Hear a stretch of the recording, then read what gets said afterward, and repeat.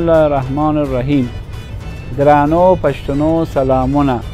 نن د پتمنو او غیرتمندو آریایي نژاد پښتنو د کلتور نړیواله ورځ ده چې د آمو د سیند او د نورو سیندونو په اوږدو کې ژوند کوي، سره له دې چې د دوی مختلفو رواجونه او دودونه دي په یو واحد جغرافیایي یووالي او د دوی د قبیلوي هویت سره په یو واحد ملي غورځنګ او کلتوري او تمدني ساحه کې لرغوني تاریخ لري د شادي او غم او نور دودونه لکه میلمه پالنه او د پښتنو د قومي هویت سره مینه او د شعر او ادب سره د دوی مینه او علاقه د دې خلکو کلتوري هویت د ټولو بریدونی په ژوندي ساتل دي.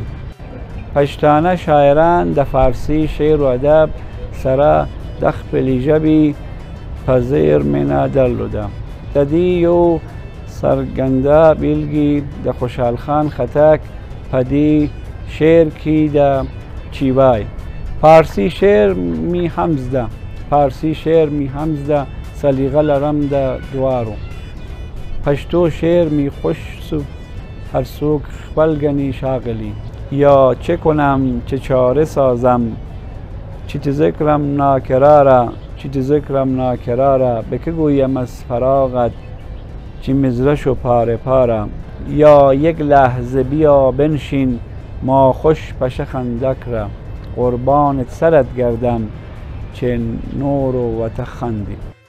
موږ هم د پښتنو د دې بډایه ورزشناکه کلتور له منځه نه کړو او د هغې په ساتنه او پیاوړتیا کې هم مرسته کوو.